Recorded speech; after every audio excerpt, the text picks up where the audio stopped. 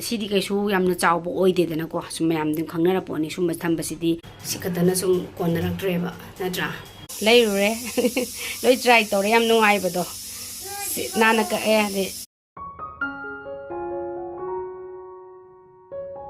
khurumjari mayam kamdau birige nungaina dum leiminase afaba wakhal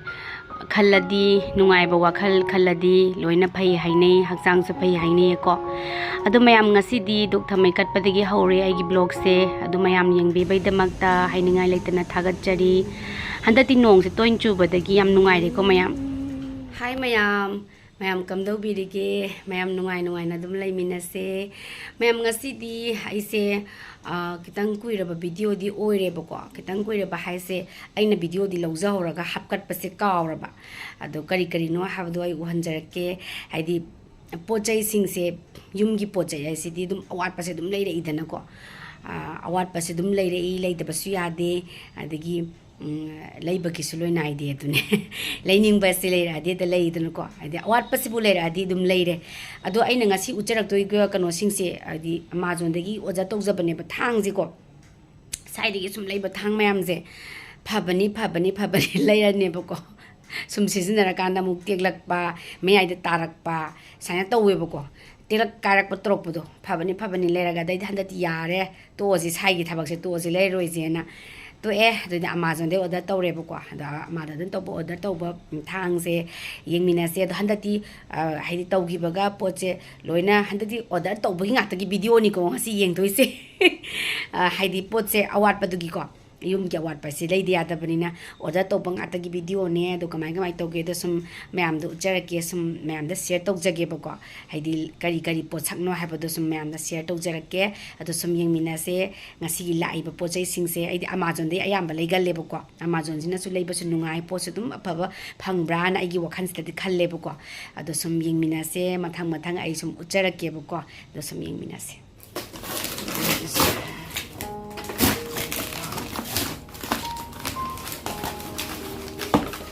sai de lera season ni hekta yarakta mathauju halakpa yoto su teklakpa hai tare ko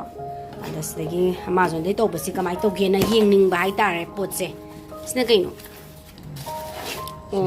thang kaiga thamna bagi ko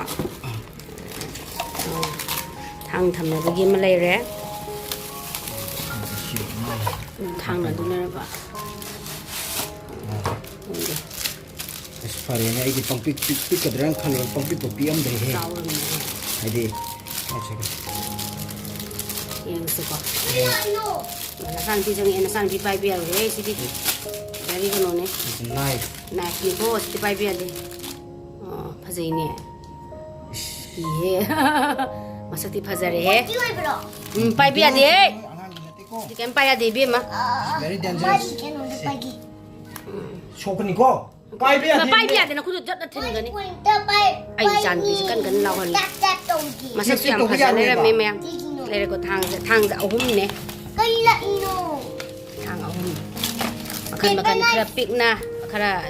tang kana tong ning kan da smai le re kitang ning ba nga yo su sajao ro su ka ning bo su le re ko si pai ga no be ma don touch na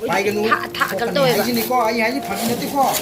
Nay nap. Sige, digi amana kaino. O amana akoigi bathroom da pochai thamna bagi haitare ko. Sisina. Ada thalau thoksara yenghalaki. Setting tawge tawre tamjana. Kumana tono. Semaga thang thamong ge haitare ko. Kumana tono. Ha. Hapna haitare ko. Samane macha sin Duk pani da ko ija se ta mo ka chaw se hapo ma'am smile le re le pa thang do smile yung jan na ba su le re order tau ja pani ko da ko smile na tham me aja ja thang mo su jam pha ja wa Kitang kenwa le re smile na tham me dai kitchen na tham mage box ka di nai bini fazana hapirak bini da si bathroom da thamna ba koi kai sum nei dana ko shampoo ju adagi sour gel oirasu anything ko soft oirasu thamba yanaba haina sim macham tawre hana digi kharlei ama leibaga siga tawraga ko thammage na simga order tawjare adu si sei thammage mem yingmina se kitchen na thamba horage chakhumgi pochai ji deta suna thamningai ko sudradi nuaite suna thamme sida ina sigi tuksu je nuaite bamna suba nuaite na sesmo hapsala injala loi thamme ada sengai ji spoon ngai dise thammage duga kansu leireba ko thang ji su lae ada thang je khoi si hana thaine gi yumgi thang do ne si su dum sizina jaiba ko adubu akoina soirak padadi khara yang pai ni ngai dana sina khara lumme ba ko aduna thang ji di makhan khara su tham ge haidana si su leijabane duga chiri chicken ju hot chicken thong ge semba hauram hai dare Rose anau tam to ko anau bu thang du kak pa hore mem nungai bring gen tam chan try to hore thaugi thawi kitang chaw bu sune boina pa mi ji ko antra ani yam pik pasnu de pai ba su yang ba hai dare ko season abongi matung ileba adi apik pa season ning ka na koi tilam gumba jinam gumba kitang kan soining bagi oi bona si macha si yare aduga sina sa kitang chaw bagi hai dare ko no si yare sisu dum yare ko sisu dum yare haidi hoina painari ba hana de painari ba sigi chang jing ne ba natra sisu dum yare mo design sisu design amani ko sisu phajai sigi design ju phajai yam phajale ra me moi sai gi local gi thang lo sisine ba ko sisine ba am nungai ti tu maya ka ti ile se phabani di hai ni ba phaba ngak tani ga hai ni ba ko ada sisu nungai rak dra ba da amta yeng again leibani amazon gi se ada kapthare thongtharage ma'am melanje thang lakun misida melanju leirure loi try tore yam nungai bado nana ka de aji ka ga sa jen ta machana aina ngaji thabakha ka je ka singdu kho bakha tawure wow de si je leibire ada si sa jen na kana ka piri to ada chicken just leire chamaga leire mala pangse loi leire thone bi patana smai thangala thamme thau je lage thau heire waran phongmadam mayam haipetang yeng ucharak na chak kam dore chak suloi sale thau hairga thamme thongba horage machana semaga kat tawraga cutting tawraga thambiramme charoge chanpiga phasra khu fresh khu oi je di ubona ngawre sisi kitang chardi energy khara pi hai tare bema se nang se chaning tro ka dei no nang bo tv nge tv manung changa ge hara la charge la che cha bi test to hai ro hau bra na happy ra ka hara ma khwau do yummy or what yummy oi dra ba be ma yam chimji la khuni tâm to ko chào chứ em hào lên rồi mẹ hai rom ta yes to mai to ba mama video loi nè Yum. mà đi mai năm mới sana ba sẽ đum yeng nha mai yeng ja ba se ma diam nuai ja wow gì đi co market đó hồi xí sẽ xí ngặt tao này hồi vô đi sẽ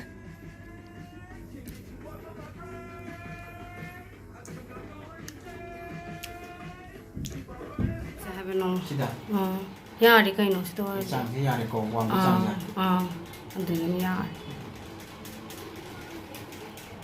nạp bớt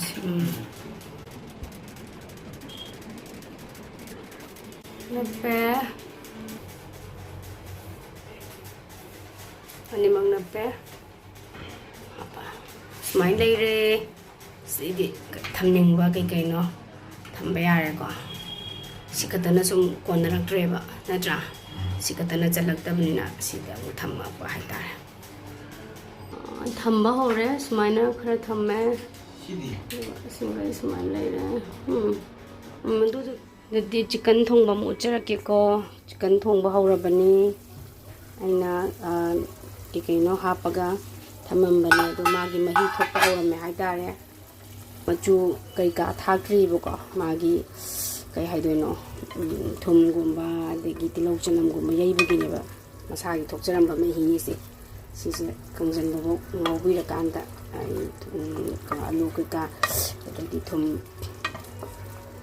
ꯑꯗꯒꯤ ꯃꯆꯨ ꯃꯔꯥꯡ ꯊꯥꯛꯆꯒꯦ ꯄꯥꯇ꯭ꯔꯁꯦ ꯈꯔ ꯆꯥꯎꯕꯒꯤꯅꯦ ꯍꯦꯟꯁꯦ ꯌꯥꯝ ꯄꯥꯇ꯭ꯔꯁꯦ ꯈꯔ ꯆꯥꯎꯋꯦꯕ ꯑꯩꯅ ꯍꯟꯗꯛ ꯂꯩꯈꯤꯕꯁꯦ ꯁꯤꯁꯤꯅꯁꯨ ꯅꯨꯡꯉꯥꯏꯖꯕ ꯍꯥꯏꯇꯥꯔꯦ ꯃꯔꯥꯡ ꯀꯥꯏꯕ ꯍꯥꯏꯇꯥꯔꯦ ꯉꯥꯛꯇꯪ ꯃꯍꯤ ꯀꯪꯁꯤꯟꯕꯩ ꯂꯣꯟꯈꯤꯅꯤ ꯑꯗꯨꯀꯥꯟꯗ ꯑꯃꯨꯛ ꯃꯆꯨ ꯀꯩꯀꯥ ꯍꯥꯞꯆꯔꯒꯦ ꯁꯤꯗꯤ ꯑꯩꯈꯣꯏꯒꯤ ꯇꯦꯕꯜꯒꯨꯝꯕꯗ ꯊꯝꯅꯅꯕ ꯄꯦꯟꯁꯤꯜꯒꯨꯝꯕ ꯄꯦꯟꯒꯨꯝꯕ ꯂꯩꯗꯅꯀꯣ ꯑꯗꯨꯁꯤꯡꯗꯣ ꯑꯣꯔꯗꯔ ꯇꯧꯖꯕꯅꯦꯕꯀꯣ ꯊꯝꯅꯅꯕꯒꯤꯗꯃꯛꯇ ꯑꯉꯥꯡꯒꯤ ꯊꯝꯐꯝ ꯂꯩꯇ꯭ꯔꯦ ꯅꯥꯇꯩ ꯆꯥꯗ꯭ꯔꯦꯅ ꯑꯗꯣ ꯂꯥꯛꯑꯦ ꯌꯦꯡꯃꯤꯟꯅꯁꯦ ꯀꯃꯥꯏꯅ ꯇꯧꯕꯅꯣꯗꯣ ꯁꯨꯝ ꯍꯥꯡꯗꯣꯛꯆꯔꯒ ꯌꯦꯡꯍꯟꯖꯔꯒꯦ ꯁꯨꯃꯥꯏꯅ ꯂꯩꯔꯦ ꯑꯗꯣ ꯁꯦꯠꯑꯞ ꯇꯧꯗꯣꯏꯅꯦ ꯇꯥꯃꯣꯆꯥꯅ ꯀꯟꯅ ꯍꯧꯖꯤꯛ ꯁꯦꯝꯕ ꯁꯥꯕ ꯍꯧꯔꯛꯑꯦ ꯊꯝꯗꯣꯏ ꯃꯑꯣꯡꯁꯦ ꯁꯤꯗ ꯃꯣꯏ ꯃꯦꯅꯨ ꯄꯤꯔꯒ ꯂꯩꯔꯦꯕꯀꯣ ꯑꯗꯣ ꯀꯃꯥꯏꯅ ꯊꯝꯕꯅꯣꯗ ꯁꯤꯗ ꯃꯣꯏ ꯁ꯭ꯇꯦꯞ ꯈꯔ ꯄꯤꯔꯒ ꯂꯩꯔꯦ ꯁꯤ ꯌꯦꯡꯉꯒ ꯇꯧꯗꯣꯏꯅꯤ ꯑꯗꯨ ꯂꯣꯏꯔꯀꯥꯟꯗ ꯑꯃꯨꯛ ꯎꯠꯆꯔꯛꯀꯦ ꯃꯌꯥꯝ ꯀꯣ ꯁꯨꯃꯥꯏꯅ ꯇꯦꯕꯜꯗ ꯈꯤꯜꯅꯅꯕꯅꯤ ꯑꯉꯥꯡꯒꯤ ꯄꯦꯟꯁꯤꯜ ꯀꯩꯀꯥ ꯔꯦꯖꯔ ꯀꯩꯀꯥ ꯑꯦꯅꯤꯊꯤꯡ ꯃꯌꯥꯝꯗꯣ ꯊꯝꯅꯅꯕꯒꯤꯗꯃꯛꯇ ꯄ꯭ꯔꯣꯁꯦꯁꯇꯤ ꯌꯥꯝ ꯁꯥꯡꯉꯦ ꯁꯤꯗ ꯂꯥꯁꯀꯤ ꯁꯤ ꯎꯔꯤꯁꯦ ꯁꯤ ꯎꯔꯤꯁꯦ ꯁꯤ ꯑꯣꯏꯗꯣꯏꯅꯦꯕ ꯁꯨꯃꯥꯏꯅ ꯊꯝꯃꯛꯇꯣꯏꯅꯦ ꯑꯗꯨ ꯂꯣꯏꯔꯀꯥꯟꯗ ꯌꯦꯡꯍꯟꯖꯔꯛꯀꯦꯀꯣ ꯃꯌꯥꯝ ꯁꯨꯃꯥꯏꯅ ꯂꯩꯔꯦ ꯁꯨꯃꯥꯏꯅ ꯂꯣꯏꯅꯃꯛ ꯃꯥꯒꯤ ꯁꯦꯠꯇꯤꯡꯗꯨꯗ ꯁꯦꯝꯕ ꯂꯣꯏꯔꯀꯥꯟꯗ ꯁꯨꯃꯥꯏꯅ ꯂꯩꯔꯦ ꯍꯥꯏꯇꯥꯔꯦ ꯑꯗꯣ ꯑꯩꯅ ꯃꯊꯪ ꯍꯥꯞꯅꯤꯡꯕ ꯁꯤꯅ ꯏꯁꯇꯥꯏꯜ ꯍꯥꯏꯇꯥꯔꯦ ꯁꯨꯃꯥꯏꯅ ꯍꯥꯞꯅꯤꯡꯕ ꯊꯝꯅꯤꯡꯕ ꯃꯌꯥꯝ ꯑꯃ ꯂꯩꯔꯦ ꯑꯗꯒꯤ ꯁꯨꯃꯥꯏꯅ ꯆꯤꯡꯊꯣꯛꯑꯒ ꯑꯃꯁꯨ ꯌꯥꯎꯔ ꯂꯩꯔꯦ ꯀꯣ ꯅꯨꯡꯁꯤ ꯌꯥꯝꯅ ꯃꯥꯅ ꯀꯣꯟ ꯀꯩꯀꯩ ꯄꯦꯟ ꯀꯩꯀꯩ ꯄꯦꯟꯁꯤꯜ ꯔꯦꯖꯔꯅꯤ ꯃꯌꯥꯝꯁꯦ ꯊꯝꯐꯝꯁꯦ ꯌꯥꯝ ꯆꯜꯂꯛꯇ꯭ꯔꯕ ꯍꯥꯏꯇꯥꯔꯦ ꯍꯥꯞꯄꯒ ꯑꯃꯨꯛ ꯌꯦꯡꯍꯟꯖꯔꯛꯀꯦ ꯀꯩꯅꯣ ꯇꯧꯕ ꯑꯃꯥꯖꯣꯟꯗꯒꯤ ꯄꯣꯠ ꯑꯃ ꯑꯣꯔꯗꯔ ꯇꯧꯕꯅꯦ ꯁꯤꯁꯨ ꯂꯥꯛꯑꯦ ꯍꯥꯏꯗꯤ ꯑꯩꯒꯤ ꯄꯣꯠ ꯆꯩ ꯆꯥꯛꯈꯨꯝꯒꯤ ꯀꯣꯟꯁꯤꯡꯁꯦ ꯍꯥꯞꯐꯝ ꯈꯣꯠꯐꯝꯁꯦ ꯁꯨꯝ ꯌꯥꯝꯁꯤꯜꯂꯛꯄꯒ ꯃꯔꯝ ꯑꯣꯏꯕꯅ ꯆꯟꯁꯤꯜꯂꯛꯇ꯭ꯔꯦꯕꯀꯣ ꯑꯗꯨꯗꯨꯒꯤ ꯑꯩꯅ ꯀꯣꯟ ꯍꯥꯞꯅꯕ ꯊꯝꯅꯕ ꯍꯥꯏꯇꯥꯔꯦꯀꯣ ꯑꯩꯈꯣꯏꯒꯤ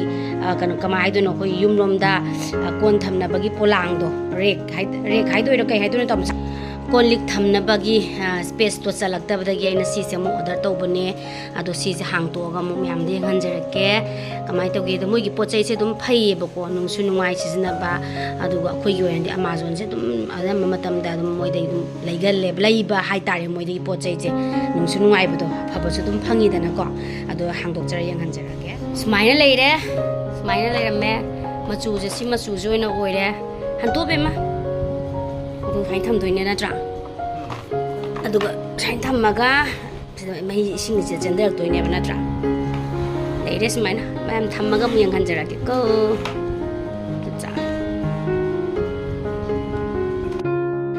ꯃꯌꯥꯝ ꯁꯤꯗ ꯂꯩꯔꯦ ꯇꯣ ꯉꯁꯥꯏꯒꯤ ꯀꯩꯅꯣꯗꯣ ꯑꯗꯣ ꯁꯤꯁꯦ ꯑꯩꯈꯣꯏꯒꯤ ꯐꯦꯃꯤꯂꯤꯒꯤ ꯑꯣꯏꯅꯗꯤ ꯆꯞ ꯆꯥꯔꯦ ꯌꯥꯝ ꯆꯥꯎꯕꯁꯨ ꯁ꯭ꯄꯦꯁ ꯀꯩꯅꯣ ꯇꯧꯗꯕꯅꯤꯅꯀꯣ ꯌꯥꯔꯦ ꯆꯞ ꯆꯥꯔꯦ ꯍꯥꯏꯇꯥꯔꯦ ꯍꯥꯏꯗꯤ ꯃꯆꯨꯁꯤꯁꯨ ꯑꯩꯅ ꯁꯤ ꯑꯗꯨꯝ ꯈꯜꯂꯕ ꯍꯥꯏꯗꯤ ꯌꯥꯝꯅ ꯂꯥꯏꯠ ꯑꯣꯏꯕ ꯂꯧꯔ ꯀꯩꯗꯧꯔꯅꯤ ꯍꯥꯏꯗꯤ ꯄꯣꯠ ꯆꯩꯁꯤꯗ ꯀꯩꯅꯣ ꯇꯧꯔꯛꯏꯗꯅꯀꯣ ꯍꯥꯏꯗꯤ ꯈꯔ ꯈꯥꯡꯕ ꯍꯥꯏꯕ ꯑꯃꯁꯨ ꯂꯩꯗꯅꯀꯣ ꯑꯗꯨꯒꯤ ꯁꯨꯃꯥꯏꯅ ꯃꯆꯨꯁꯦ ꯁꯤ ꯁꯨꯃꯥꯏꯅ ꯑꯣꯏꯖꯔꯦ ꯈꯟꯖꯔꯦ ꯑꯗꯨꯒ ꯁꯤ ꯊꯝꯅꯔꯝꯕꯅꯤ ꯁꯤꯗ ꯊꯝꯃꯝꯕꯁꯦ ꯁꯨꯝ ꯆꯤꯜꯂꯛꯄ ꯍꯥꯏꯇꯥꯔꯦ ꯁꯤꯗꯤ ꯀꯩꯁꯨ ꯌꯥꯝꯅ ꯆꯥꯎꯕ ꯑꯣꯏꯗꯦꯗꯅꯀꯣ ꯁꯨꯝ ꯃꯌꯥꯝꯗꯤ ꯈꯪꯅꯔꯛꯄꯅꯤ ꯁꯨꯝꯕ ꯊꯝꯕꯁꯤꯗꯤ ꯀꯩꯁꯨ ꯌꯥꯝꯅ ꯆꯟꯗꯦ ꯍꯥꯏꯕꯁꯦ ꯈꯪꯕꯅꯤ ꯑꯗꯨꯅ ꯁꯤꯁꯤꯃ ꯁꯨꯝ ꯍꯥꯞꯄ ꯆꯜꯂꯛꯇꯕꯅꯤꯅ ꯁꯤꯁꯤꯃ ꯇꯧꯕꯅꯦꯕꯀꯣ ꯑꯗꯨꯅ ꯃꯌꯥꯝ ꯌꯨꯝꯒꯤ ꯑꯋꯥꯠꯄ ꯆꯥꯛꯈꯨꯝꯒꯤ ꯑꯋꯥꯠꯄ ꯍꯥꯏꯕꯁꯤ ꯑꯗꯨꯝ ꯂꯣꯏꯕ ꯅꯥꯏꯗꯦꯀꯣ ꯑꯋꯥꯠꯄ ꯍꯥꯏꯁꯤ ꯂꯩꯔꯗꯤ ꯑꯗꯨꯝ ꯂꯩꯅꯤꯡꯉꯛꯏ ꯑꯗꯨꯅꯤꯗ ꯃꯌꯥꯝ ꯁꯤꯗ ꯂꯩꯔꯦ ꯑꯗꯣꯁꯤꯗ ꯍꯥꯞꯄꯦ ꯂꯣꯏꯅꯃꯛ ꯑꯗꯨꯒ ꯑꯩꯅ ꯎꯠꯆꯈꯤꯕ ꯊꯥꯡꯗꯣ ꯁꯨꯃꯥꯏꯅ ꯂꯣꯏꯅ ꯊꯝꯃꯦ ꯀꯣ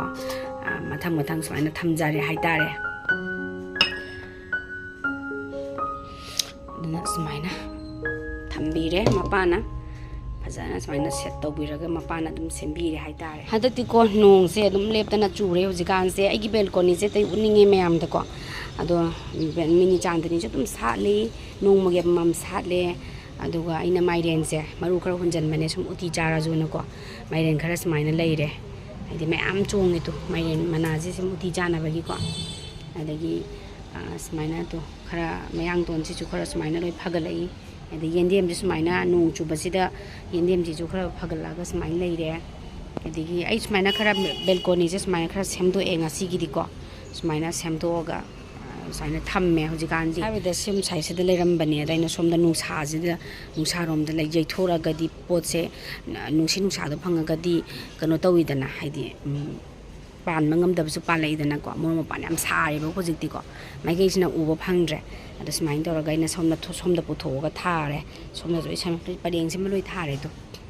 si mo ne ba si jo mo ya wangi ai ga ngon de gi he si wangi mo se ma pan di la e ko ado pan di pandri palani na chum khalle ma pan di la abani na ada smaina aina saina semdo e nung chu ba de gi moi si loi sangtrik sangaga loina nungai re hai tare smaina loi seme adegi sisu watana satle adegi sisu salak tore mini chandri achobodo mini chandani achobodo ne sina adegi sina mini chandani macha manaje manadabani manaje sina kopi juba pum ga kupane aduga sina manaje chawli je sina manaje chawli si loi khangnara banga dane si leiji ko adaina sumba jinu sa leibadadi moide leiba ngamidana adugi dum tontor bani di mani plant je ngoto mani plant je am phara bani makhal ani ne sina white yellow ga green ga sina aduga sina white ga green ga mani plant jam phare sini mayam ai gi balcony se sum uttaba su nuaite dum unning ai khangde ai gi wakhan sida ado mayam saida lesson jarage ai gi channel sibu ai gi blog sibu mayam na support to bi oina subscribe to biramo comment to biro o like sunam biro ko ado sum mathang sum mayam gi nuaina ba adigi sum hapjarake dum yengmina se share su tawjabani hai tare mayam jadi mayam saida dum kainare se loisan jarage bye bye